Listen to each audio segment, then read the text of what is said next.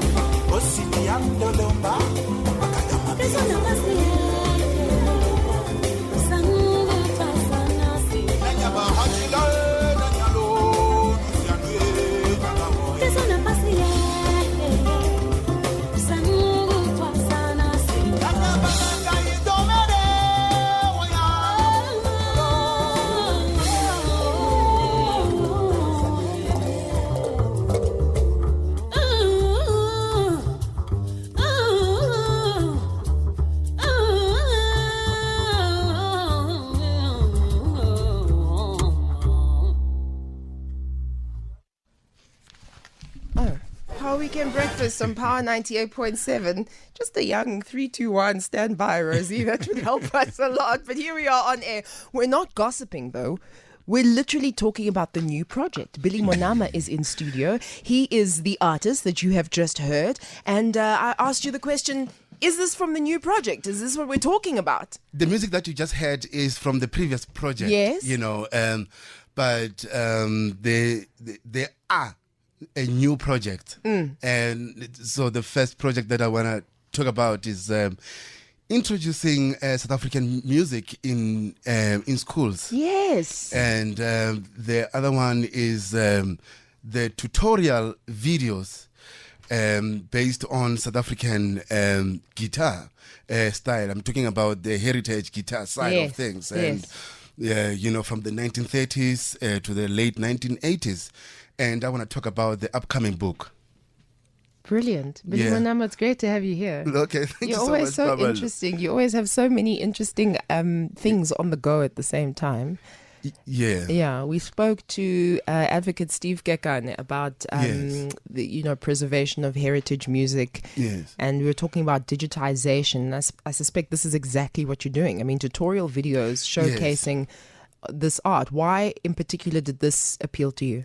Well, because like the likes of Steve Kekana, they are older musicians, right? So the masters, they are, and the innovators are passing away by Shona, Yes. fastly, and the young musicians, they are not interested in playing this kind of music because they are concentrating on quick money making music, and it makes it difficult for someone like a researcher, a journalist, someone who's interested in this kind of music to find information.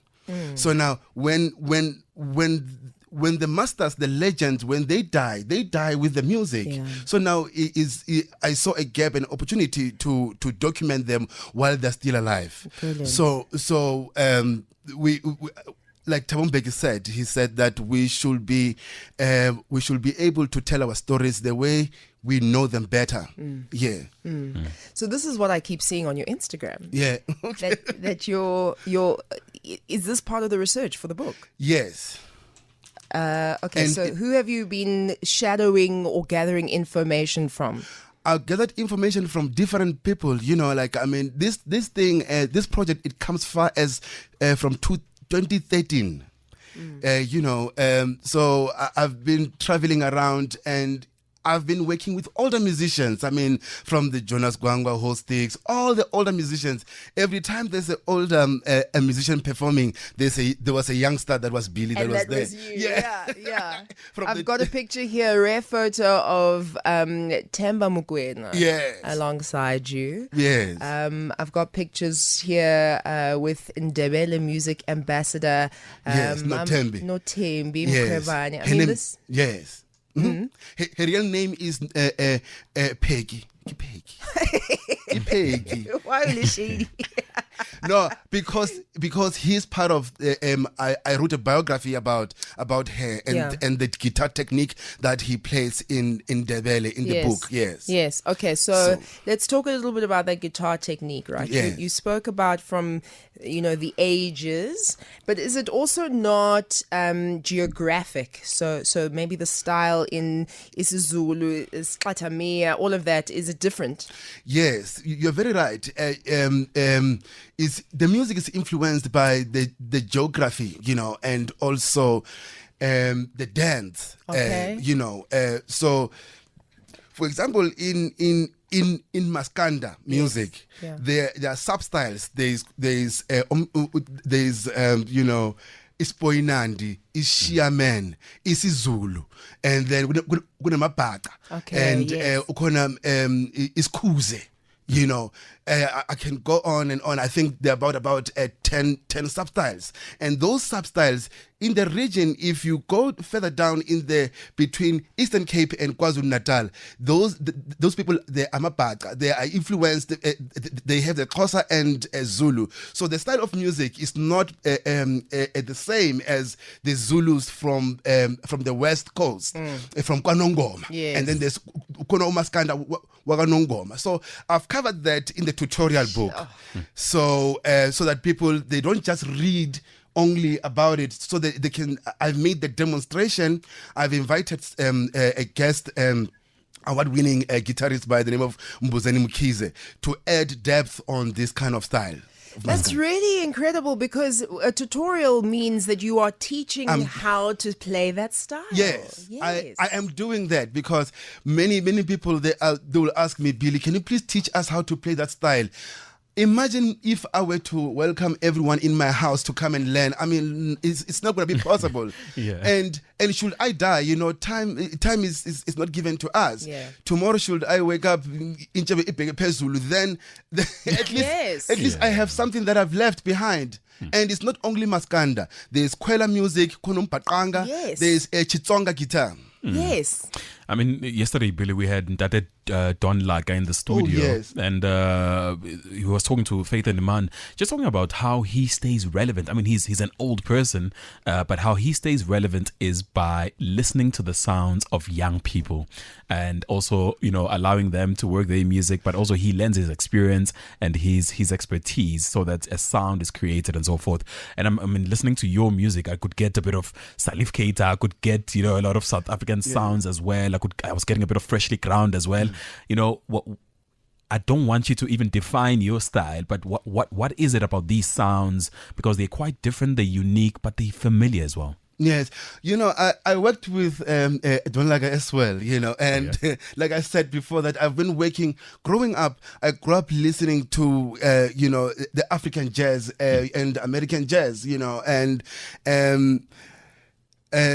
I played also R&B. I was in the band with, you know, the Brian Timbers. You know, I was with the band with different setup. But many people, they know me as a jazz musician because I think that's where my heart is devoted, you know. But if I'm not playing that, I'll be playing, you know, in different setup.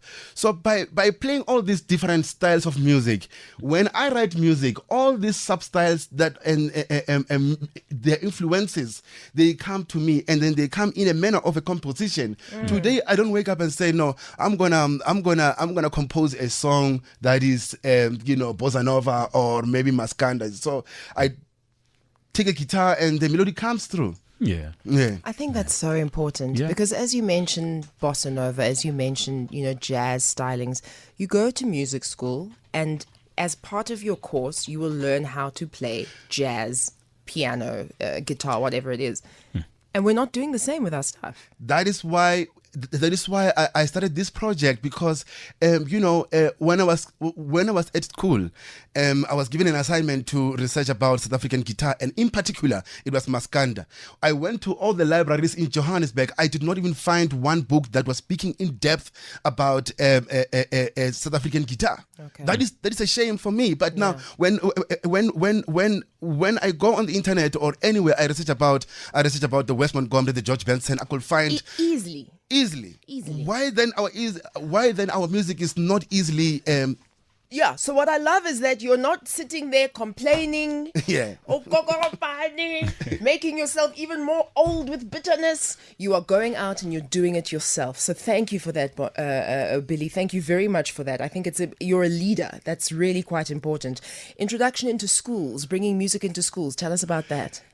Well, as far as music education is concerned in South Africa, is that you know, you get teachers, right? Teachers who are coming from schools that they've been taught classic and Western music. So now those teachers, because they have the qualifications, they qualify. According to the education system of South Africa, they have the honors to teach where in schools. So now, where does African music feature? Yes. So it's a tautology. So you go to school, you learn this, and then you graduate to become a teacher, and then you're going to teach the students the curriculum that you've been experienced, the one that you've been taught. Yes. So now, when then later kids they want to find themselves, you know, they want to say, no, Pabi, no man, you know, I need to find my heritage, and this heritage is through different disciplines. It can be through language, music, and music activities. They are integral to social cohesion. Of course. Because when the students in school, they learn a Xhosa song, by that they will learn Xhosa language. Yeah, absolutely. Billy, you know, when you talk, I get a sense of a teacher. You are here to teach, teach music and teach lessons and a lot of things, you know. And every time I walk into a house and there's a musical instrument, it has to be played. You walked in here with a guitar. So I'm going to ask you to just move closer to your guitar. We must get something. I mean, we're a minute before 10, but I'm sure we can I'll get just give out the details if you don't mind. Billy Monama, you can find him on social media. I suppose that's probably one of the better ways to find you. Hey, Billy, because I'm sure there are lots of musicians who are listening right now who also maybe want to add to some of your research. Yes, absolutely. I'm everywhere. I have a website, www.bilimunama.co.za. I'm on all social media platforms from Facebook to everything. Okay. Yeah. Brilliant. Let's hear you sing. Well, I would like to play something. Play.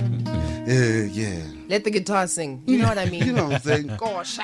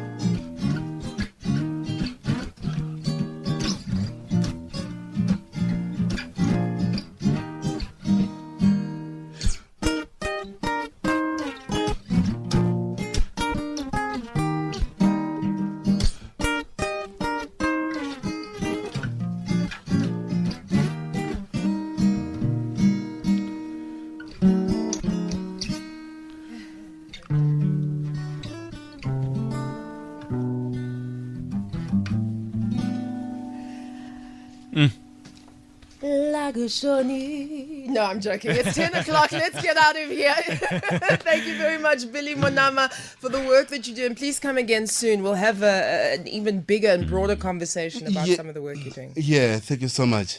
You've been listening to a Power 98.7 podcast. For more podcasts, visit power987.co.za or subscribe wherever you get your podcasts.